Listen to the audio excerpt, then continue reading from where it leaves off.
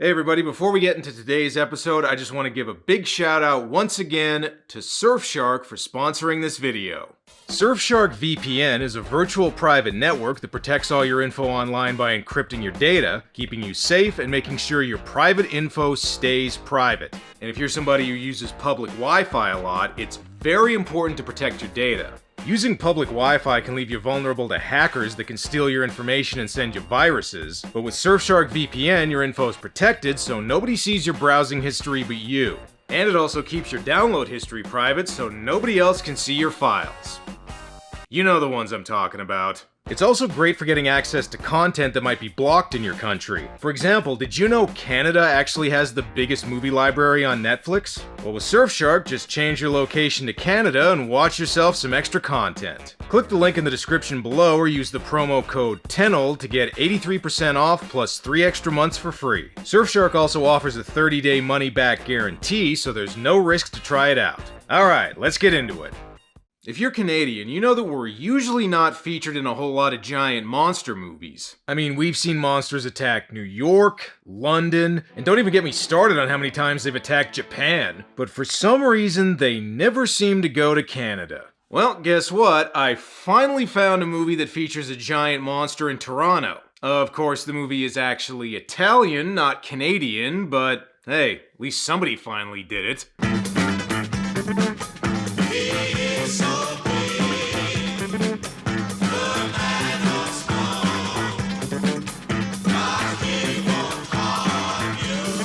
Like I've said many times on this show before, there were a ton of movies that tried to cash in on the 1976 remake of King Kong. I've already covered Mighty Peking Man, Ape, and Queen Kong, so here's another one, Yeti, Giant of the 20th Century. I'll give this one points for trying to be a little different. Instead of a giant ape, this one's about a Bigfoot. And before anybody in the comments is like, Bigfoot and Yeti are different. Yeah. Yeti, Bigfoot, Sasquatch, it's all the same thing. We call him the Sasquatch here in Canada. In the States, he's known as the Bigfoot. And in the Himalayas, he's called the Yeti. See? Even the movie says so. Like I said, the movie is actually an Italian production courtesy of director Gianfranco Parolini, and considering Italian exploitation filmmakers usually use pseudonyms, I'm surprised he didn't call himself Beaver Maple Syrup here to try and convince people this is actually Canadian. Anyway, we open on some footage of ice melting, and just like the original Godzilla was an allegory for nuclear weapons, clearly this one is an allegory for global warming. Or who knows, maybe this was the only stock footage they could get. Beautiful downtown Toronto. A city known for, well, pretty much just the CN Tower, but don't worry, they make sure to show that here. We even get some shots of Canadian Epcot. Here the whole park is just the Canada Pavilion. Well, okay, that's not true. They also have helicopter rides. Hi there, Henry. I'm here. Hi. Who the hell are you? This is Morgan Honeycutt, a wealthy businessman who apparently makes radio-controlled helicopters. I don't know why he decided to crash this guy's picnic, though. I need your brain for a humane expedition up in North Canada. Now you listen to me, you overnourished, overweight daddy warbucks that calls himself a friend. You keep forgetting that I am a paleontologist. Oh yeah? What's that? A guy who specializes in exposition? I'm not sure why Honeycutt needs the professor to go up north. It looks like they're just reheating some leftover effects from the stuff. Actually, this is an amazing scientific discovery, so sure, just blast it with flamethrowers, fellas. My god, I think they may have discovered a Yeti. It's a Yeti. Oh, my mistake. It's a Yeti. Oh, wait a second, this movie must be Canadian and not Italian. See, look, Labatt's. Not only is the Yeti perfectly preserved, but he might even still be alive. It looks like nature preserved the Yeti in a perfect state. We might be able to catch his last heartbeat. Whoa. Easy there, Doc. Bad things tend to happen when you try to catch a Yeti. Jesus, this guy looks like he sells insurance for snake oil. Honeycutt wants the Yeti brought back to life so he can use it as a mascot for his company, because screw science, he's got money to make. Honeycutt's grandkids are also up north with the Yeti, because God forbid this movie doesn't have a little kid in it. Your little brother seems to want to know everything. They've tried everything, Cliff. Herbie lost his voice when he was in that plane accident in which my father and mother died. Oh, thank God, the kid doesn't talk. And, sorry about your dead parents, I guess. This is Cliff, who's helping with the Yeti excavation, and judging by the looks he's exchanging with Jane here, I'm guessing these two are destined to be love interests. Partway through thawing out the Yeti, they decide to put him in a giant phone booth and finish the job in the air because... it's warmer up there? Go to 10,000, Will, the level he lived at in the Himalayas. The atmosphere up there is particularly full of ozone and ultraviolet rays. Okay, sure. Surprisingly, this actually works, and the Yeti is revealed to be... Jason Momoa? The Yeti is alive. Congratulations, Doc, you've just resurrected a giant prehistoric monster.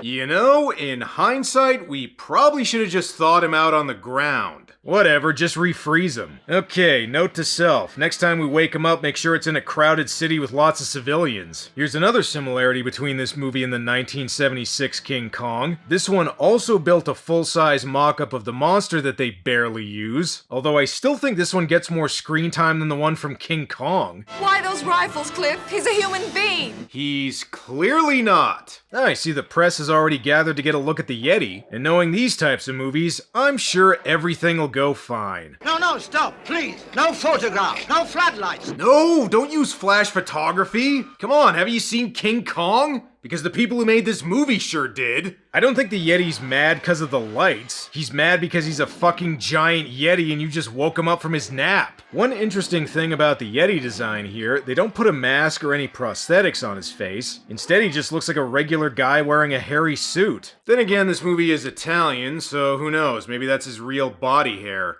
I mean, that was pretty much the case with that one guy from Barbarella. Also, the Yeti's rocking a pretty awesome fro there. Even Barry Gibb would be jealous of that mane. No, don't! No, don't shoot it. That just means it's got a taste for blood now. That's it! He's got a tree! You know, between the trees and the fro, this thing looks like if Bob Ross got hit by gamma rays and went apeshit. Oh, and apparently these two are dead now. Oh, never mind, they're alive. I guess they were just bored and waiting for the monster action to start. Because this is a King Kong knockoff, that means the Yeti needs a love interest. Unfortunately, I think he actually wants the kid. Then again, considering the actress playing Jane was only 16 when this movie was made, the Yeti's kinda robbing the cradle either way here. And the creepy looks he gives her definitely don't help. Oh, and if you thought the movie's been a little weird so far, get a load of this part.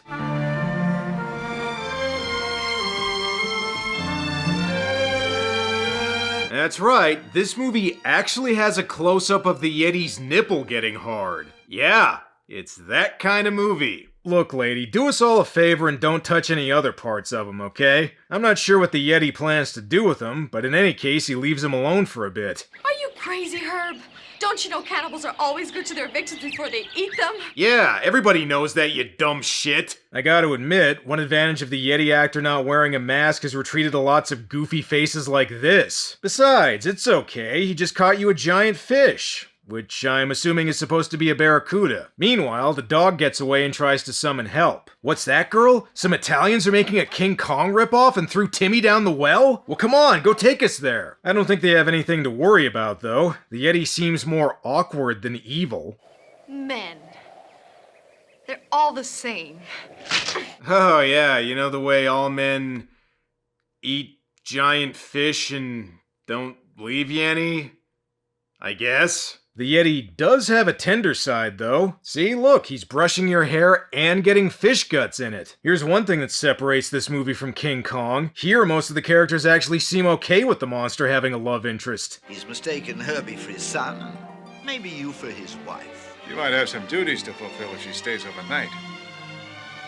Yeah, that's right. You're gonna have to fuck the giant Yeti. And don't let the fact that you can't see anything fool you. He's a grower, not a shower. And I'm not just saying that because the Yeti's size changes several times in this movie. And screw it, as long as I'm doing monster double entendres. Yeti, come. Oh no, don't make him come. It's bad enough we already had that weird nipple part. Hey, I was just thinking, you know what this movie could really use?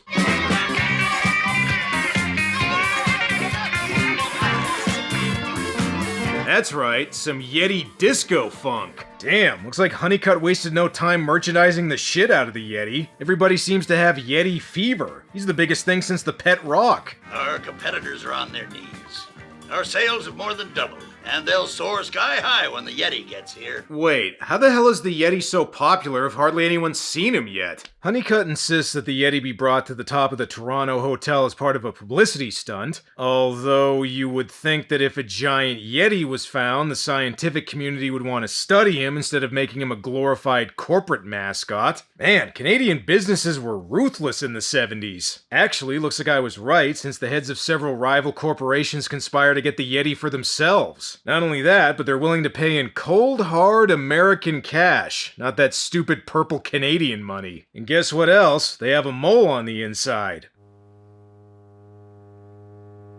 What? Cliff? Aw, come on, man. You were supposed to be the love interest, not the villain. Again, though, considering Jane's 16 and he's in his 40s, yeah, it's probably better that he's the villain. Meanwhile, the Yeti makes his way to Toronto, and by the looks of it, he's just in time for Canadian Carnival. They even gave the Yeti his own theme song.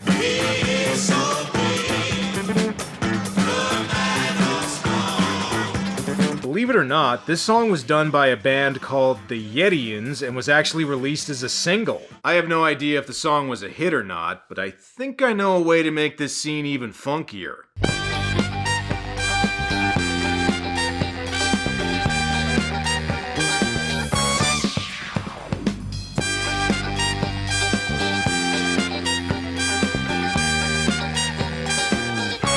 Because Honeycutt wants some press for this event, he has people take some pictures, which goes about as well as you would expect. No more flashes, please. Please don't. Get out of here, boy. Get out. Oh wow, the Yeti didn't like the flash bulbs just like before. Who could have seen that coming? What's wrong? What is it? What happened? The Yeti's gone berserk. He's gonna Sasquatch us all! Well, at least we finally get ourselves a Yeti rampage. Oh, Yeti. Wait, you can't flee just yet. The Yeti's gotta play his favorite game, elevator puppetry. Let's see what happens when he cuts the strings here. Quick, Jane, rub his nipples and get him to calm the hell down. I would make fun of the effects in this movie more, but compared to some of the other King Kong knockoffs I've done, they're not the worst. I mean, they're not the best either, but they're not the worst. After grabbing Jane, the Yeti goes for a stroll in downtown Toronto, which means they need to call in the army. Unfortunately, it's the Canadian army, which means they all look like this guy. Like I said earlier, the Yeti's size is really inconsistent in this movie. At some points, he's small enough that a helicopter can easily lift him, and other times he looks big enough to fight Godzilla. Even the Yeti seems confused as to how tall he's supposed to be. Oh, Yeti, what have you done? Not much. I don't think he's killed a single person yet. So far, he's just broken a bunch of windows. Hopefully the cops can handle this situation. This is Sergeant McIntosh. We're being flooded with calls and the chief is ready to bust. Okay. Chief's got a thing for Yetis, does he? Not to worry, though. Jane's got everything under control and phones Honeycutt. It's Jane. She's managed to hide the Yeti. Where? Did she put him in her pocket or something? He does change size a lot, so maybe. Oh wait, there he is. She hid him in plain sight. Eventually, they decide to stash the Yeti in a warehouse filled with unsold Anne Murray albums. Just in time, too, the Yeti looks exhausted from trying to figure out how tall he's supposed to be. To help him out, the professor gives the Yeti some oxygen with a nasal cannula that happens to be his size. That's convenient. However, Cliff and his goons show up to try and sabotage things. The fiends. I'll bet the CEO of Molson is behind all this.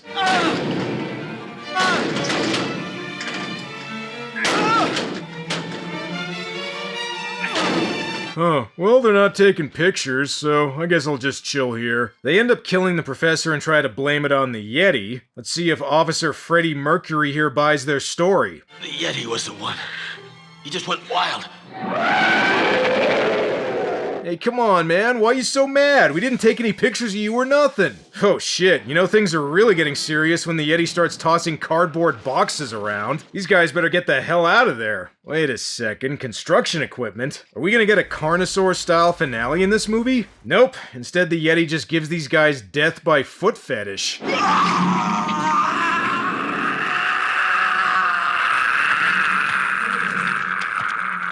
You know, I would make a joke about that being Quentin Tarantino's preferred way to die, but That's too easy. After killing the bad guys, the Yeti decides to go for another stroll through Toronto, and worst of all, he still can't seem to decide how big he's supposed to be. Well, the cops may not know what really happened, but Jane does.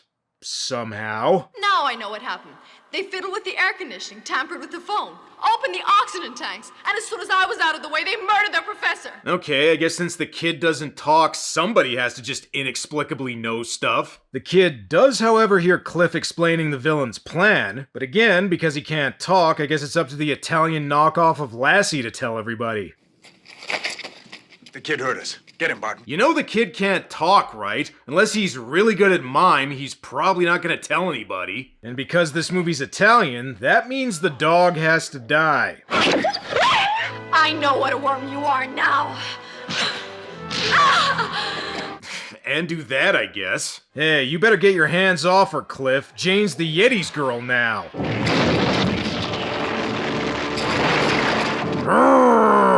Shake hands. The bad guys end up getting away with the kid, mainly because the Yeti is so shocked by the dog's death it causes him to go "Duh." Just kidding, the dog's not dead. This movie's not that Italian. Well, that does it. Now the Yeti's so mad he decides to be taller than the building we just saw him standing up in a second ago. I already mentioned that this thing looks like Monster Bob Ross, so screw it, might as well do this. And maybe there's a happy little tree right there. Now remember, we don't make mistakes, we just cause happy destruction. The Yeti is gonna make these guys pay.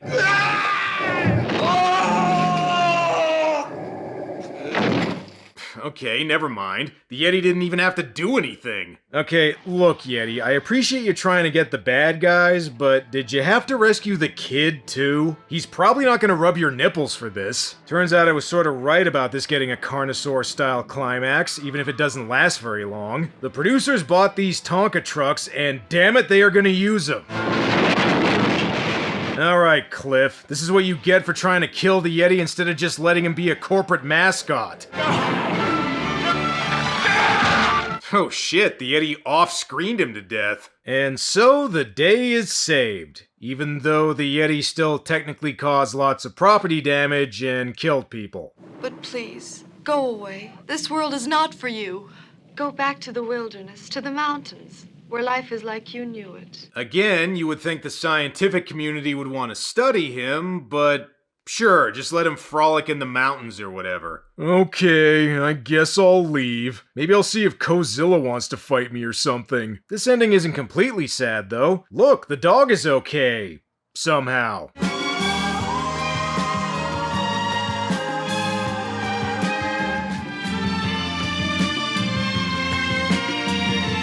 Okay, were the dog and the kid actually lovers this whole time? The hell was with that slow-mo? Oh well, it's nice to see a 70s Italian movie where an animal didn't get killed. And so the Yeti returns back to where he belongs, the beginning of the movie. So if anyone's wondering where this ranks with the other King Kong knockoffs I've done, it's not as entertaining as Mighty Peking Man, but it is a hell of a lot better than Queen Kong and Ape. This is another movie where it doesn't seem sure if it wants to be for kids or a sleazy exploitation movie and kind of tries to play it both ways, with results that are, interesting to say the least. Also, those hoping for a lot of giant monster destruction might be disappointed since the Yeti takes a mostly friendly approach, but the movie's still weird enough that bad movie fans should be entertained. Plus, the Yeti has something that even King Kong didn't have, a funky theme song. Well, it's all for now. Until next time.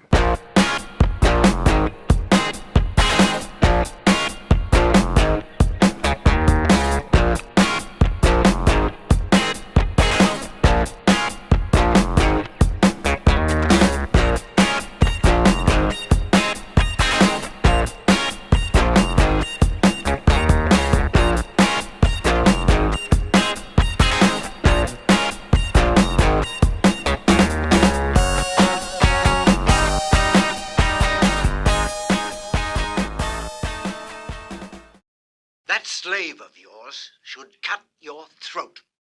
Well, Tony, what are you waiting for? You want the closer shave?